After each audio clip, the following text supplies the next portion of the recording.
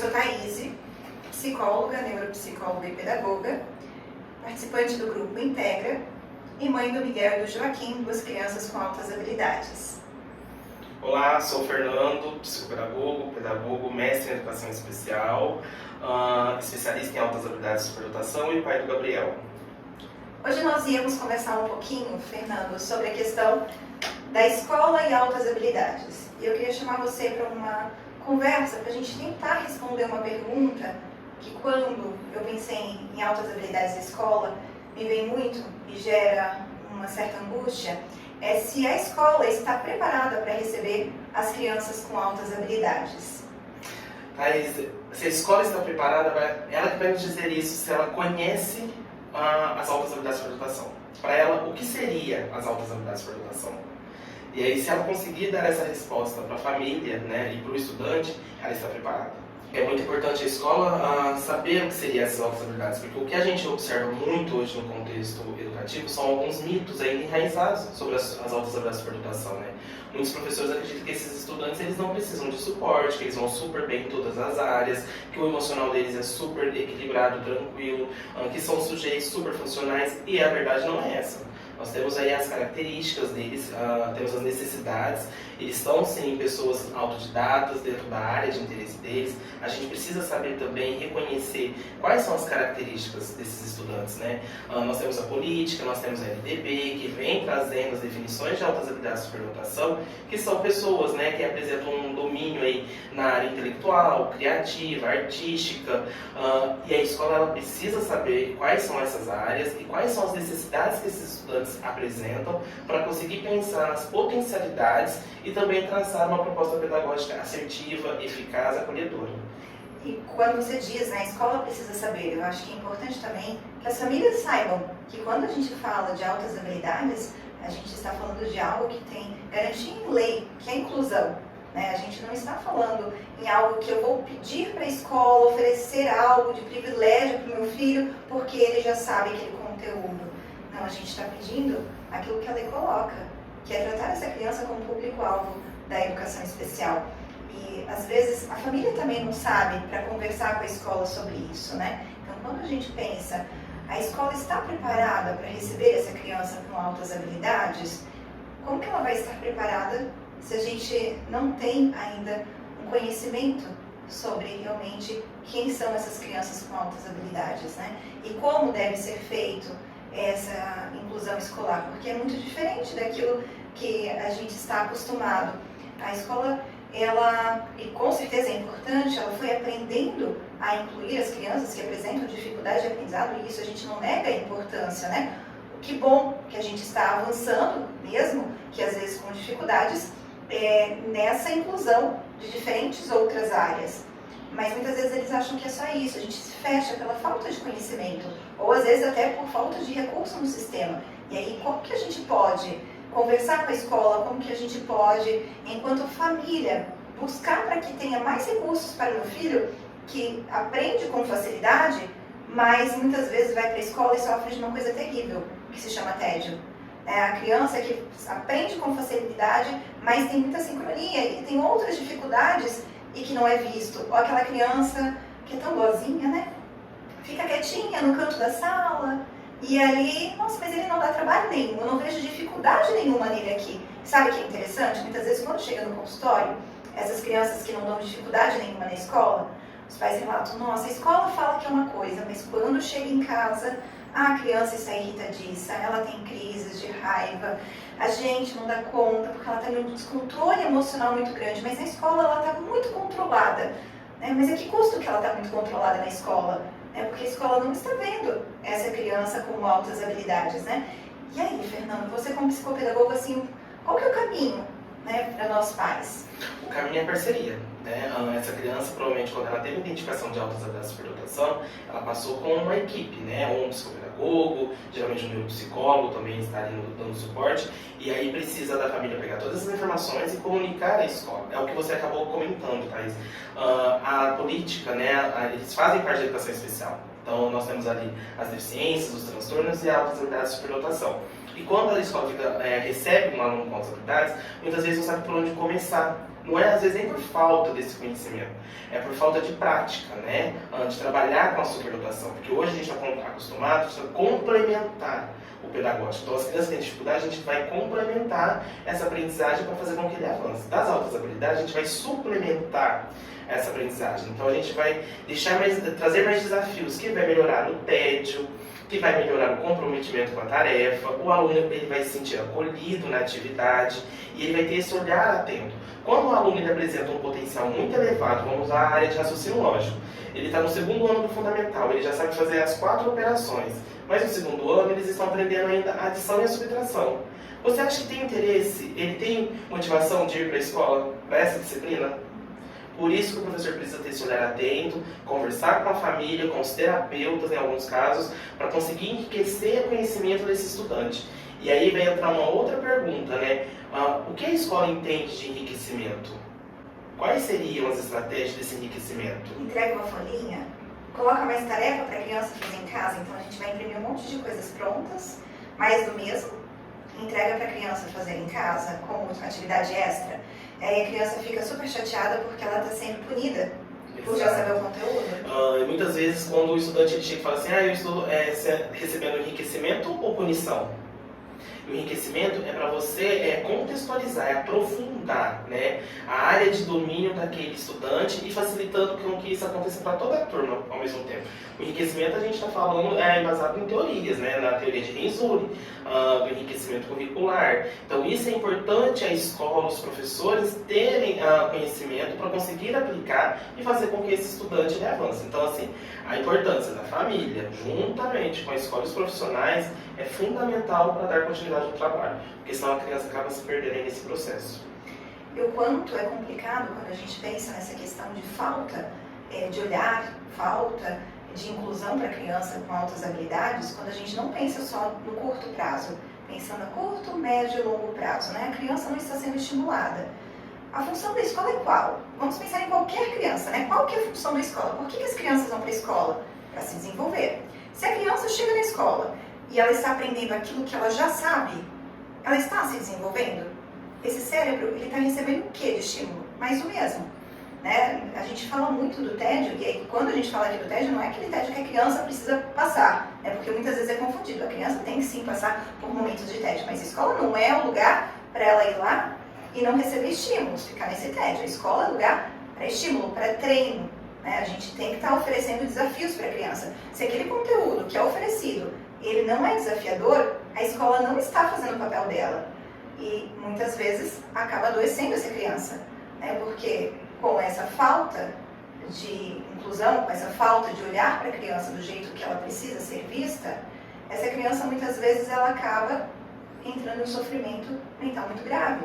E isso a gente pensa já a curto prazo mesmo. Né? A gente encontra crianças que às vezes chegam clinicamente como suspeita, né, de é um TOD, né, uma criança com comportamentos que está muito agressivo, está desafiando a professora, mas o que está acontecendo por trás disso? A gente consegue ler o contexto que essa criança está inserida? Né? Por que ela está apresentando esse comportamento? Isso muitas vezes não é visto, né? A falta que existe por trás disso, né? E a gente não pode esquecer que a escola, às vezes, vai ser, os professores vão ser os primeiros a sinalizar para a família, né? Olha, tem uma precocidade aqui, tem alguma coisa chamando a atenção, né? Seja no vocabulário avançado, a criança começou a apresentar, né, habilidade de leitura e de escrita antes do esperado, então seja no raciocínio lógico. Às vezes vai ser esse professor que vai conversar com a família e vai sugerir um acompanhamento, uma investigação, uma identificação aí de altas habilidades de superdotação. Por isso que a escola tem que ter esse olhar atento, né? Por isso que os professores e a comunidade escolar, né, gestão, coordenação, tem que saber o que é as altas habilidades, qual é a definição das altas habilidades. Porque se a gente pega o censo escolar, os últimos censos, a gente vê que tem um aumento na identificação dos estudantes com altas habilidades de superdotação, mas não chega a ser o que a ONU propõe, né? De 3 a 5% da população mundial teria a identificação aí de altas habilidades de superdotação. E aí fica essa pergunta, né? Onde estão esses estudantes em sala de aula que não são identificados? E é interessante, né? Porque a gente está perguntando onde estão esses estudantes que não estão em sala de aula. Por outro lado, a gente vê muitas vezes a fala da escola de que, mas essa criança não apresenta altas habilidades. Né? Essa criança, ela para mim, aqui eu não apresento dificuldade nenhuma e nem precocidade. A família que está vendo isso, né? E o quanto às vezes é difícil para os pais enfrentarem isso. Ai, será que eu estou vendo meu filho como algo a mais? Será que eu estou sendo aquela mãe, aquele pai que está querendo enxergar pelo novo, né? Não.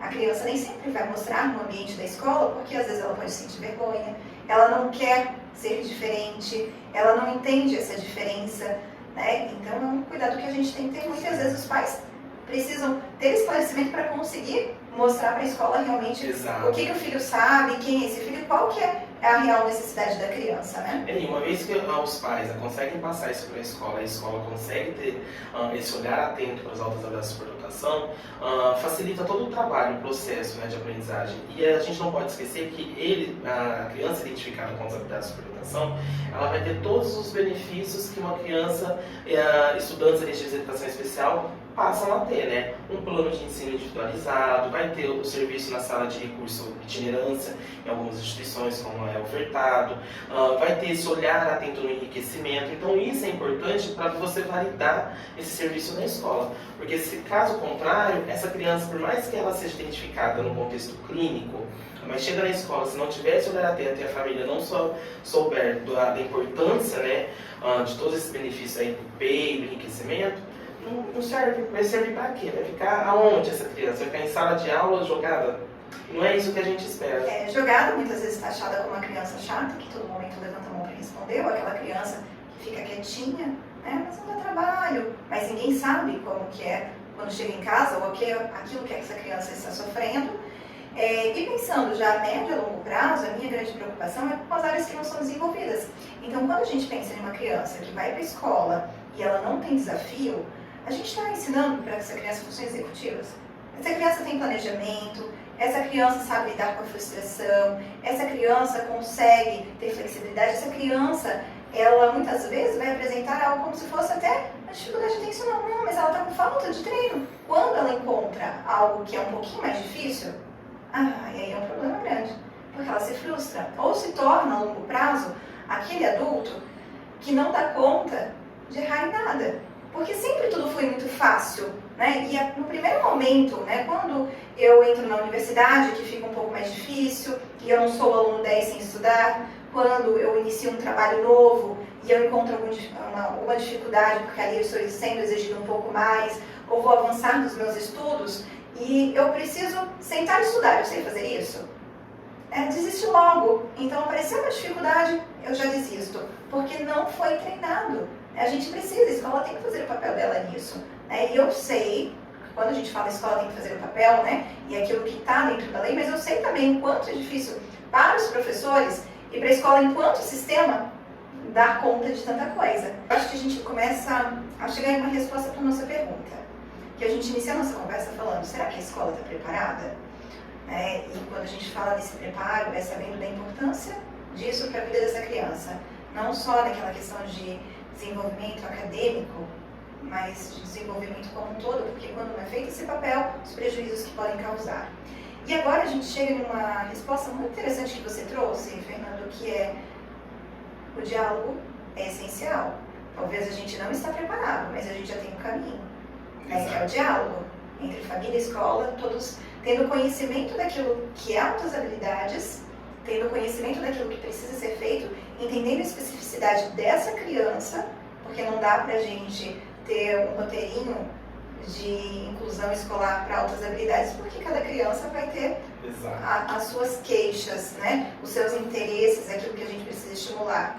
Mas quando a gente então traz para a comunicação, o saber ouvir, o saber falar, como você colocou, acho que a gente já tem um caminho para essa escola que não está preparada, ela se preparar. Exato, e assim, os professores, eles precisam, não só os professores, né? Eu acho que toda a comunidade escolar precisa saber o que é altas habilidades, né? A partir disso, a escola vai estar sempre preparada para receber.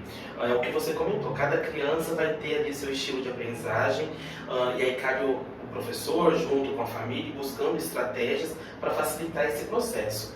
Mas o fato de você já saber as características vai ajudar muito.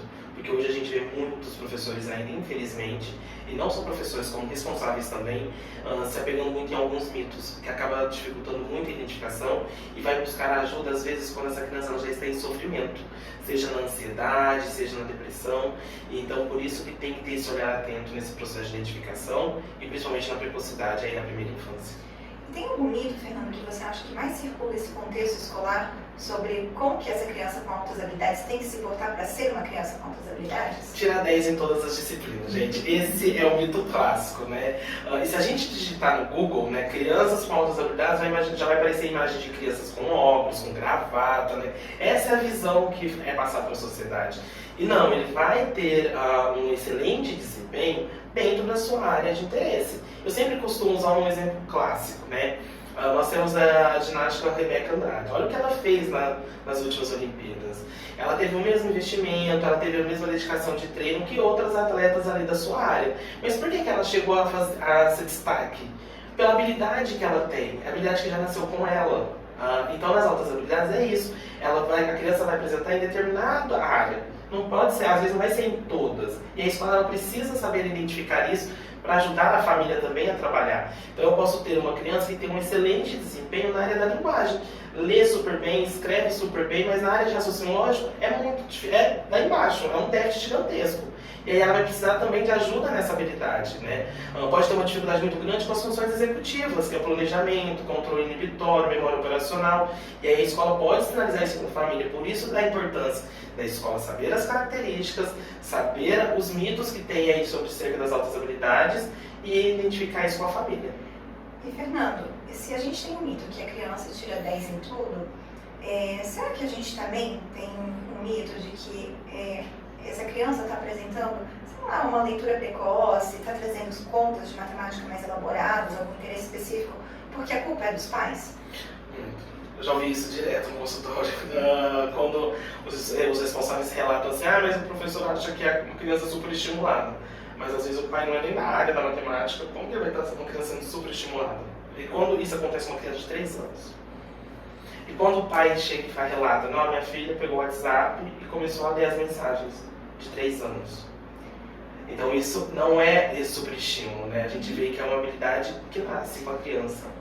E o mito de que a criança com altas habilidades não pode ter altas habilidades porque ela comete muitos erros. Você acha que a criança com altas habilidades, ela pode em algum momento apresentar dificuldades de aprendizado por falta da motivação e muitas vezes ser entendida como ao contrário, né? Não é aquela criança que tem altas habilidades, é aquela criança que apresenta dificuldade de aprendizagem, ela está longe de ter um alto potencial, porque na escola ela apresenta muita dificuldade de aprendizado, ela não leva os estudos a sério, ela não tem um comportamento aí que parece um comportamento comprometido, aquele comportamento que a gente espera muitas vezes, né, com foco maior na tarefa, que acontece dentro das altas habilidades?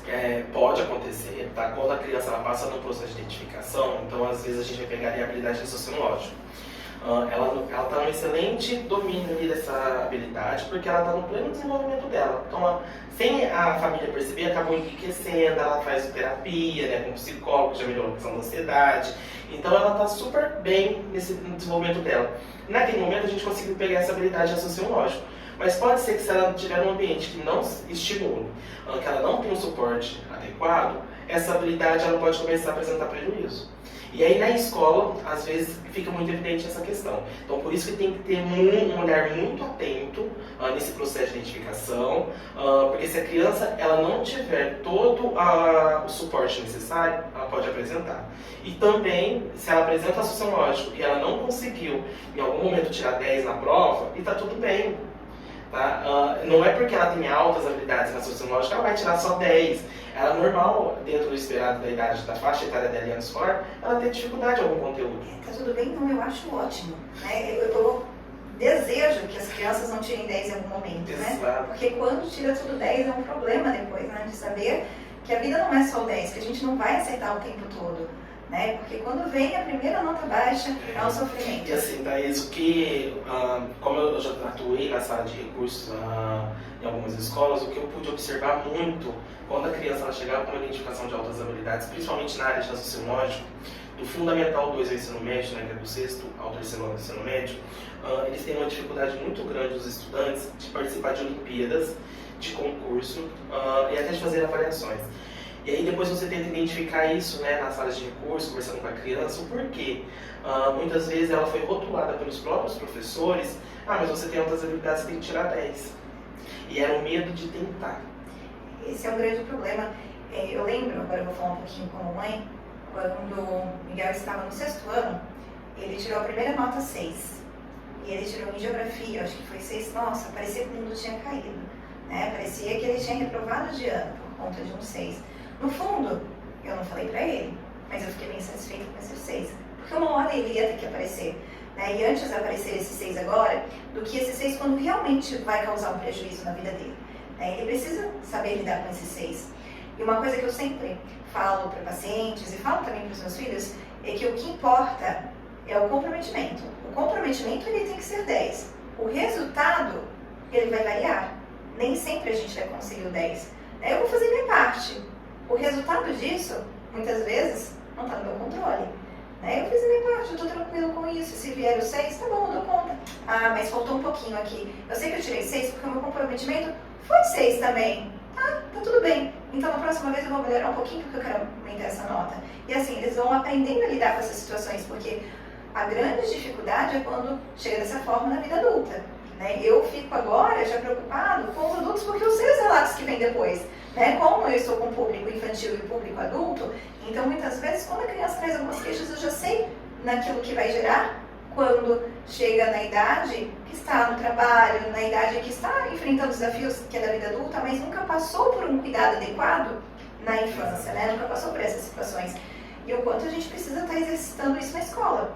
A escola não é transmitir um conhecimento em caixinha, Então todo mundo vai aprender a mesma coisa. Opa, aquele não está conseguindo aprender isso, então vamos fazer a inclusão desse que não está conseguindo aprender. Quando a gente pensa em inclusão como isso, a gente está pensando de uma forma muito pobre, E assim, esse caso que você relatou na nota 6, eu acho isso essencial na vida de qualquer estudante. Porque isso vai sinalizar para esse estudante quais foram as dificuldades. E aí ele vai conseguir buscar estratégia para superar isso. Então, um estudante que às vezes só tira 10, 10, 10, 10, mas será que é por causa que ele tem toda essa habilidade acima da média? Será que é por dedicação? Será que é por estudo? Então, por isso que a gente precisa sempre entender todo esse contexto, tá? E se a criança realmente apresenta ali as altas habilidades de superdotação, naquele momento ela não tirou 10, e aí o professor pode sentar com ela ao invés de brincar, mas você tem altas habilidades, você não vai tirar 10, tentar entender por que você não tirou 10. E a criança vai estar trabalhando as funções executivas dela, o planejamento, será que ela estudou? Como que está a emoção dessa criança? Então o professor, ao invés dele brincar com a criança, com o sentimento, ele vai estar validando aquilo que a criança está sentindo naquele momento. E aí, mais uma vez, eu bato de novo na tecla, que eu acho que é fundamental, super importante, É a gente saber quais são as características das altas habilidades. É a gente saber quais são os mitos que acabam dificultando esse processo de identificação e de enriquecimento em sala de aula. Hoje a gente não pode negar que a gente não tem informações. Nós temos várias publicações, seja em revistas, livros, artigos científicos. Nós temos profissionais da área que trabalham com as altas habilidades de superdotação. Uma escola ela tem que estar formando professores capacitados. Então nós temos aí um momento de formação coletiva. A família também, a gente tem que colocar a responsabilidade para eles também, Então buscar ajuda, buscar uma conversa com o psicólogo, com o psicopedagogo, buscar às vezes o psiquiatra, o neuropsicólogo, para dar o suporte necessário, porque o que a gente mais observa no contexto educativo com as altas habilidades de superdotação são as condições emocionais que acabam atrapalhando totalmente o seu desempenho. E a gente não pode deixar a criança entrar em sofrimento. A gente tem que trabalhar na prevenção antes. Isso é uma coisa muito séria, Porque a gente está falando não de uma lacuna que vai ficar de aprendizado, que já é uma coisa séria, mas a gente está falando da criança que perde o interesse pelo aprender, perde o interesse pela escola, que não está sendo estimulada e que adoece, O quão grave é essa situação dessa criança não ser vista, E quando você fala, Fernanda, como é importante a gente buscar conhecimento sobre altas habilidades, que a gente tem mais materiais hoje, a gente tem fontes para a gente saber, quem está na escola tem que entender que altas habilidades faz parte aí da inclusão escolar. Concordo, é fundamental, e além disso, a gente entender dessa criança, ter um olhar para essa criança, porque às vezes eu acho que falta um pouco disso, né? A gente não quer olhar para essa criança, ou ela, quando recebe um olhar, vai ser vista como uma criança problema. Não, mas só dá problema, não sabe lidar com a frustração, a criança que está brigando com os colegas, desafia o professor, né? Mas a criança é muito boazinha demais, ela não dá problema nenhum. Como ela não dá problema, para enriquecer, eu coloco uma folhinha, ou ela vira ajudante do professor, né? Isso também é muito comum. É muito comum. Ajuda as crianças com mais dificuldades e a gente ocupa o tempo. A gente não quer só ocupar o tempo. A gente quer que ela tenha oportunidade de se desenvolver, que é o básico, né? E assim, Thaís, essa fala sua é muito importante, porque o que você mais observa é o professor coloca a criança para ajudar, para ocupar o tempo, e você está passando uma responsabilidade para essa criança que não é dela. Ela não pode ser vista entre os colegas, entre os pais, como uma mini professor ou um mini professor. Ela é um estudante. Então ela está no momento de aprendizagem dela. Não é de dar uma função. A função dela é de aprender naquele momento. Então qual seria o método dela? Do enriquecimento. Vamos enriquecer, vamos colocar essa criança como protagonista do seu processo de aprendizagem. Vamos fazer ela pensar, buscar informações. Não quero que ela fique fazendo a tabuada do 1 ao 50. Isso não é enriquecimento. Não quero colocar 30 situações e problemas com essa criança. Se a sala está fazendo 15 linhas de produção de texto, eu não vou pôr 75 só porque ela tem altas habilidades. Mas eu vou buscar contextualizar para essa criança. Eu vou buscar deixar um pouco mais com um grau de dificuldade, desafiar ali, dar um senso de humor, às vezes, na produção de texto para ela. Será que ela vai conseguir interpretar? Será que ela vai conseguir planejar esse texto? E aí sim você vai estar fazendo enriquecimento para ela. Buscar na área de interesse, né? Hoje a gente tem alguns autores que comentam sobre a teia de interesse. Qual é a teia de interesse desse estudante? Um estudante que adora arqueologia. Então vamos buscar parceria, vamos trazer profissionais que trabalham nessa área para enriquecer o conhecimento dele, não só dele, mas como todos da sala. Então olha como o enriquecimento vai estar trazendo benefícios para o estudante e a sala de aula. Agora, colocar a criança com uma função de mini professor, infelizmente não dá, né? A aceleração, ela é necessária, mas eu coloco ela sempre como o último recurso, tá? Então, essa criança acabou de passar por uma identificação de altas habilidades, mas ela não apresenta prejuízos emocionais. Academicamente, ela está ali indo bem, tá? Tá tendo um enriquecimento. Eu não vejo o motivo de aceleração, mas se ela já está entrando em prejuízo, se já teve um enriquecimento, o enriquecimento não foi o suficiente para ela, aí sim é o momento de pensar numa aceleração, que é um direito garantido por lei. Então a gente tem como primeiro instrumento a escola entender o que é a questão das altas habilidades, a escola entender quem é essa criança, a comunicação entre família, escola e profissionais está muito ativa. Depois disso a gente vai para ofertar os atendimentos, né, na sala de curso, itinerância ou grupinho de interesse. Depois disso nós vamos para o enriquecimento também. E aí após todo esse caminho, se a criança apresenta prejuízos emocionais, aí sim a gente já começa a pensar, ou foi muito pouco, né, de enriquecimento, e ela tem essa sede pela aprendizagem, ela fica inquieta em sala de aula, aí sim é o momento de pensar numa aceleração. A aceleração ela tem que ser pensada, Thaís, a longo prazo. Às vezes a gente vai resolver um problema agora, né? Mas imagina uma criança de 3º ano, vai pular no 4º, vai pro 5º. Ok, mas a criança vai crescer, ela vai entrar no ensino médio antes também, ela vai entrar na universidade antes, ela vai estar preparada emocionalmente. Então, se ela passa pela aceleração, ela precisa também de um suporte psicológico. A gente teve a experiência de fazer a aceleração do Miguel, hoje que está no 8º ano. Ele não fez o 1º ano do ensino fundamental. E com o Joaquim, que hoje está no 3º ano, a gente optou por não fazer. Mas por quê? São duas realidades muito diferentes, né? Os dois com perfil de altas habilidades, mas que viveram realidades muito diferentes. O Miguel, ele chega em um momento que a gente não sabia o que era altas habilidades, quando a escola não estava preparada para receber altas habilidades. E ele tem um sofrimento psíquico muito intenso.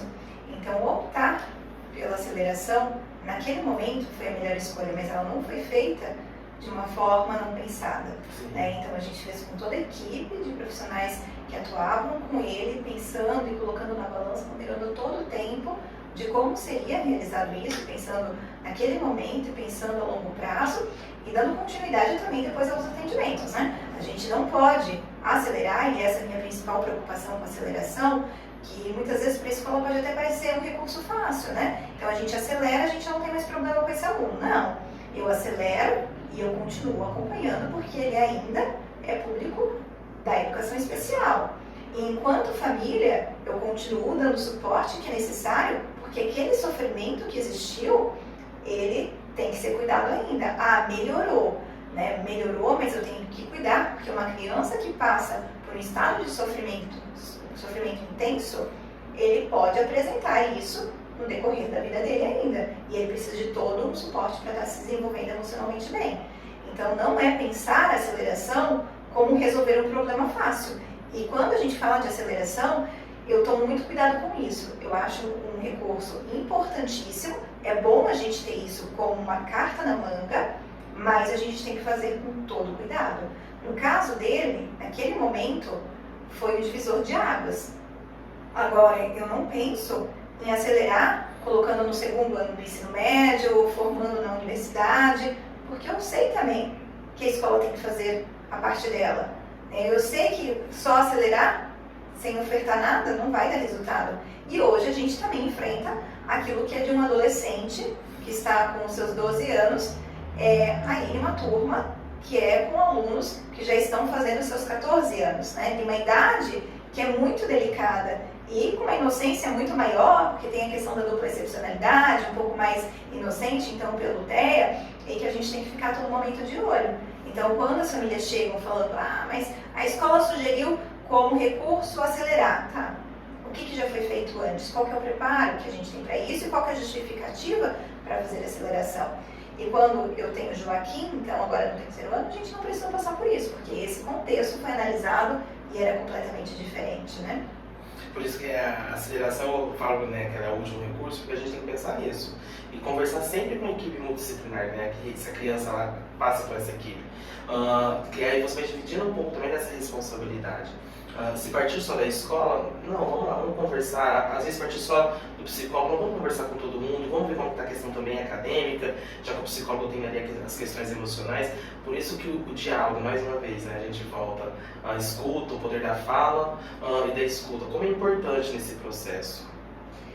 Fernando, o poder da escuta, da fala e de ter uma avaliação adequada, né? Então a gente está falando também das crianças que já têm o diagnóstico de altas habilidades. E me preocupa as crianças que vivem esse sofrimento sem o diagnóstico. Então você falou logo no começo, né? Como é importante a escola estar atenta e conseguir perceber os sinais. É conseguir entender, chamar os pais para a conversa e falar, olha, acho que é o momento da gente avaliar seu filho. Ou os pais trocarem uma ideia com a escola e perguntar, o que vocês acham? Né? O que vocês estão percebendo? Porque em casa está desse jeito.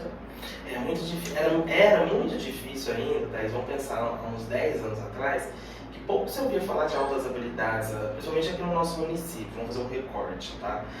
Você não ouvia falar tanto de altas habilidades por educação. Você pegava muitos profissionais da educação e acreditava que precisava ter só o QI superior, porque não sabia das outras características, das outras áreas de domínio, das outras habilidades, né? E hoje a gente vê que isso vem ganhando, tá? Tá cada vez mais evidente esse tema, as investigações de altas habilidades por educação. Então, hoje está um pouco mais fácil, mas para as famílias da rede pública, o caminho ainda é um pouco complicado, tá? Essas avaliações, elas ocorrem muito de modo em clínicas particulares. Então, no SUS ainda, não se fala tanto nessa identificação. Então fica um pouco complicado para essas crianças também serem identificadas, né? Por mais que às vezes a escola ou os professores comentam com a família, faz essa triagem, muitas vezes a família não sabe nem por onde começar. Tá? Então assim, eu acho que precisa também o poder público se movimentar um pouco mais nessa questão das altas habilidades de superdotação. E a gente tem um problema, né? Porque a gente fala de um direito garantido dentro da educação, que é o recurso de inclusão escolar, dessa criança que apresenta altas habilidades, mas como eu vou saber que meu filho apresenta altas habilidades se eu não tenho condições de buscar essa avaliação? Aí a gente precisa pensar um pouco maior no sistema que é falho nesse sentido, né? Então eu acho assim, o papel da escola nesse momento tá? Voltando à nossa pergunta inicial, né, qual é o papel da escola e do psicopedagogo nas aulas da superdotação? O papel da escola é identificar essa precocidade, tá? Lá na educação infantil, nos primeiros anos do ensino fundamental, ou as características que chamam a atenção dos estudantes, notificar essa família, chamar essa família para uma conversa e aí sim pensar numa identificação, tá? Já o papel da família é buscar informações, é dar suporte necessário para esses estudantes para fazer com que eles avancem. Já o papel dos terapeutas é estimular, cobrar as escolas e a família para ver se está conseguindo cumprir o que é combinado. Quando a gente pensa em características, definições, a gente tem que pensar em algumas legislações e algumas teorias, né? Então, assim, na legislação nós temos a LDB, que é a Lei das Diretrizes e Bases da Educação Nacional, e nós temos a Política Nacional da Educação Especial de 2008, que traz definições aí de altas habilidades de superdotação. E também temos a teoria de Renzulli, que eu costumo falar que ela é o carro-chefe nesse processo de identificação e de atendimento desses estudantes, tá? Então, entre as definições e as características, nós temos a criatividade, nós temos a liderança, nós temos a habilidade acima da média. Essa habilidade acima da média pode ser na área de raciocínio lógico, na área da linguagem, pode ser na área sinestésica, né? Que também entra muito as teorias das inteligências múltiplas, de Gardner, que propõe 8 inteligências múltiplas. Então, a gente se embasa nessas definições para a gente ter esse olhar atento e fazer o encaminhamento desse estudante para possíveis atendimentos na sala de recursos e no serviço de itinerância. A sala de recursos, Thaís, é uma sala que já vai ter vários recursos para você trabalhar com esse estudante, facilitando e dando suplementos, né, a suplementação nesse processo de aprendizagem. Tá? O que seria essa suplementação? Quando a gente fala de dificuldade, a gente vai pensar em complementar essa aprendizagem desse estudante. Então, se uma criança, por exemplo, está no terceiro ano, ela não está analfabética, o que a gente vai fazer na sala de recursos? A gente vai trabalhar as habilidades para ela conseguir atingir essa alfabetização. Então, isso a gente está complementando. Nas altas habilidades, aí que entra o desafio de muitos professores, é o suplementar. Tá? O que seria suplementar, Fernando? Você trabalhar em cima do interesse desse estudante. Então, ele é muito bom, a habilidade acima da média dele é ciências ali, ele tem um domínio muito bom nessa área. Então, você vai trabalhar e suplementar isso, vai pegar o tema do interesse dele e você vai aprofundar, você vai contextualizar, vai deixar ele ali como protagonista no seu processo de aprendizagem, usando os recursos disponíveis, que pode ser jogos, softwares, tudo ali dentro dessa sala, tá? Isso seria a sala de recursos. Já o serviço de itinerância, ele é muito parecido com a sala de recursos, mas a diferença é que ele não tem um ambiente próprio. Esse atendimento pode acontecer no laboratório, pode acontecer na sala de artes, pode acontecer no pátio, pode acontecer numa sala que esteja vazia naquele momento. Vai estar sendo ofertado atendimento para esse estudante, mas não tem um local físico ali, fixo, tá? Quais são os pontos que chamam a atenção nesse serviço de itinerância que diferencia a sala de recurso? A sala de recurso já tem pesquisas que validam isso e apresentam esses dados. Os alunos eles se sentem mais confortáveis, porque eles vêem um espaço que é deles. O serviço de itinerância, eles não têm uma privacidade. Então ele já vem sinalizando isso, fala que entra pessoas, que às vezes quebra o raciocínio deles, que eles não conseguem se abrir com os professores que estão atendendo ali, pela rotatividade de pessoas passando. Então, hoje o que eu indico seria a sala de recursos, tá? Mas muitas escolas vêm trabalhando com o serviço de itinerância. Interessante, Fernando, porque quando você fala, né, dessa questão da diferença, né, o que é o suplementar, né, me veio que muitas vezes a gente fica tão preocupado, tão atento, né, na criança que está sendo superestimulada. Então a gente fala muito dos problemas de uma superestimulação no desenvolvimento da criança, mas a gente não fala dos problemas da subestimulação, quando a criança não tem todo o recurso necessário, quando ela não tem todo o estímulo que é suficiente. E sabe que com relação a isso, é muito importante a gente entender, enquanto pais, qual é o funcionamento do nosso filho. Eu vou tirar um pouquinho da escola, né? Porque às vezes, quando eu falo para as pessoas em conversas do dia a dia, né, o que os meus filhos acabam fazendo, estão nessa atividade, nossa, mas eles não estão cansados demais, né? Eles não estão sendo super estimulados? Não, porque eles precisam disso. né? Na verdade, eles necessitam disso, né? Ah, mas eles vão fazer essa aula extra, não é uma obrigação para eles, no sentido de uma punição, não é um castigo, como se fosse aquela folhinha a mais, né? Faz sentido dentro daquele contexto. Então, quando você fala desses diferentes recursos que a gente tem, né, por lei para oferecer, a gente não está falando em nenhum momento, então, de algo sem sentido, para sobrecarregar a criança, mas é porque a criança, ela pede esse estímulo a mais. Ela precisa ser suplementada. Ela precisa ser suplementada, e essa suplementação, além dela acontecer nesse serviço, né, de sala de recurso e itinerância, ela vai acontecer também no enriquecimento curricular, que isso é proposto no modelo de Renzulli, tá? Quando a gente fala de enriquecimento, a gente não está enriquecendo só você, tá? Isso vai ter esse enriquecimento. O autor, né, Renzulli, ele propôs que esse enriquecimento é para todos da sala. Então você não vai estar separando o estudante da turma. Vai estar todo mundo trabalhando junto dentro daquele interesse. Então você vai estar aproximando. Vai estar melhorando habilidades sociais, protagonismo, comprometimento, tudo isso. E é uma atividade que vai despertar esse interesse. Então, assim, o enriquecimento, temos 3 tipos. O enriquecimento tipo 1, o enriquecimento tipo 2 e o enriquecimento tipo 3. O enriquecimento tipo 1, vamos usar um exemplo de... o estudante, ele adora a astronomia, ciências. Então, o professor, ele vai convidar um astrônomo, ou vai levar a sala ao museu, vai fazer uma visita. E aí ali vai estar enriquecendo o conhecimento desse estudante, que seria a astronomia. Então o estudante, ele vai estar em contato direto, né, com essa aprendizagem. Esse seria o tipo 1. E não vai ser só o estudante, vai estar todos da turma fazendo essa visita ou recebendo essa palestra. O enriquecimento do tipo 2 vai partir do tipo 1. Então o estudante, ele vai voltar com aquela sede daquele conhecimento ainda de astronomia. E ele que vai partir, eu quero fazer um projeto, construir o sistema solar. Ok. E você vai abrir espaço e ele vai conseguir construir, e isso pode abrir para todos na sala. Em determinado momento, nós vamos produzir uma maquete, algo assim. Já o enriquecimento tipo 3 é quando ele já vai entrar em mais ou menos uma iniciação científica, tá? É quando ele vai deixar um produto para a nossa sociedade, um exemplo. A gente vê muito isso aí no ensino médio e na universidade, lá nos primeiros anos da universidade. Então, esses são os 3 tipos de enriquecimento. No Fundamental 1 e no Fundamental 2, que é do primeiro ao 9º ano, o que a gente mais observa é o enriquecimento tipo 1 e o tipo 2. Então, você está dizendo que todo mundo pode ganhar com isso.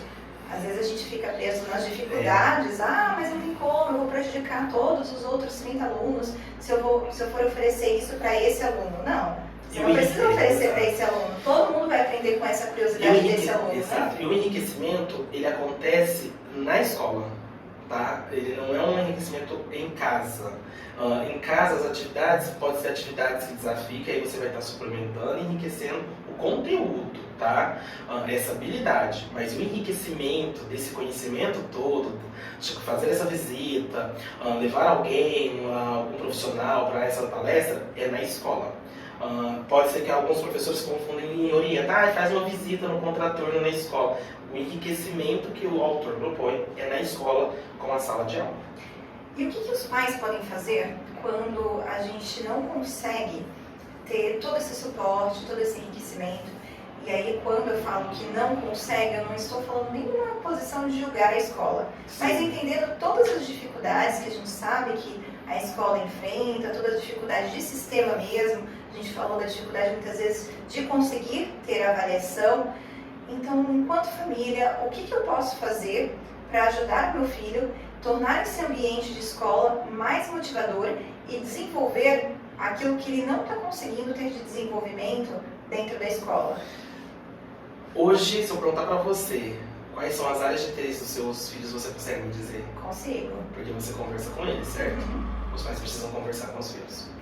Os pais precisam sentar, ouvir, saber o meu interesse, se tem tédio, qual é o tédio, como pode ajudar nesse tédio, qual é a profissão que essa criança deseja seguir lá na frente, que já vai ter uma área ali mais ou menos de habilidade muito próxima. E a família, ela precisa ouvir. Não adianta nada a família ir na escola, exigir tudo isso, não saber o interesse do filho, não saber como ajudar. Então, Thaís, eu sempre falo para os pais, é uma receita de bolo, eu falo. Chega em casa, todos os dias, tira 10, 15 minutos e conversa com seu filho. começa a validar os sentimentos, começa a saber como foi o dia dessa criança, pergunta quais são os seus interesses, quais são as suas paixões, do que não gosta e por que não gosta. É muito importante os pais saberem disso. Porque às vezes eu pergunto para alguns responsáveis o que o aluno gosta, que eles não conseguem.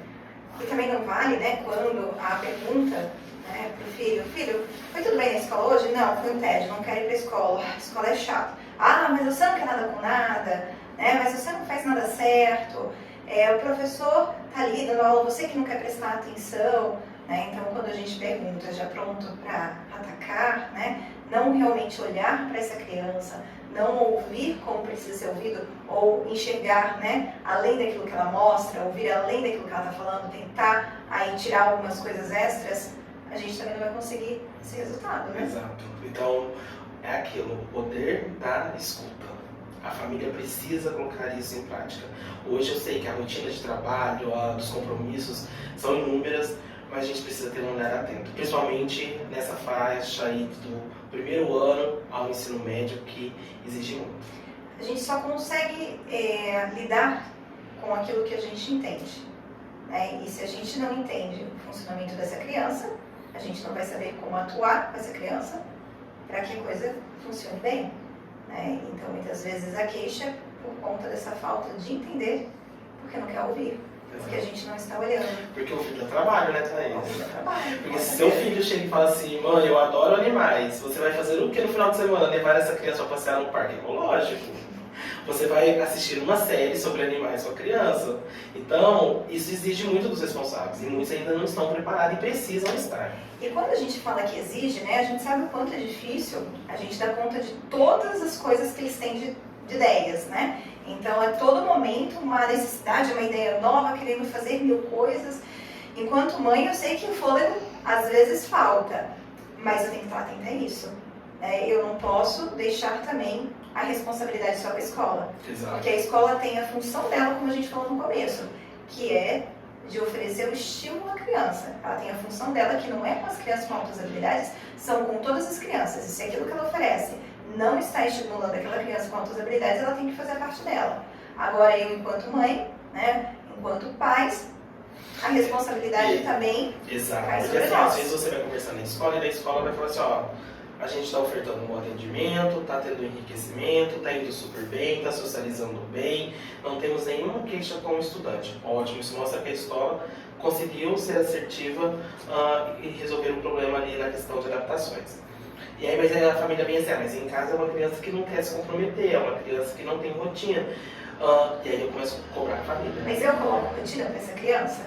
Mas na Exato. escola ela tem rotina. Porque a escola impõe a rotina, mas em casa. É uma criança que fica muito em tela, é uma criança que está praticando atividade física, é uma criança que está praticando habilidade acima da média dela, né, dentro da área de interesse. Então, assim, às vezes deu na parte sinestésica corporal, que é aquela criança que precisa do movimento, jogar uma bola, dança, enfim, ela está fazendo algo do interesse dela ou não? Como que está sendo? Se é uma criança que está ficando só em telas, lógico que essa criança não vai ter uma rotina, não vai conseguir lidar com uma frustração em casa. Então, às vezes, eu preciso sentar com a família e a gente tentar organizar essa rotina para ser mais assertiva ainda no desenvolvimento dessa criança. Perfeito, Fernando. Acho que a gente conseguiu pensar bastante. E aí a gente responde, né? Qual o papel da escola, qual o papel do psicopedagogo, e a escola está preparada para receber essa criança? A escola tem tudo para estar preparada. Tudo, desde o material, de recursos, né? Ela está preparada. Ela precisa colocar isso em prática. Thaís, para a escola e para a família, né? Principalmente para a família, que se vê com dificuldade, tem uma criança, né? Tem um adolescente em casa, com altas habilidades de superdotação, dificuldade de manejo ali, de comportamento, se sente às vezes cansada, isolada, sozinha nesse processo todo. Aqui nós temos o Integra, tá?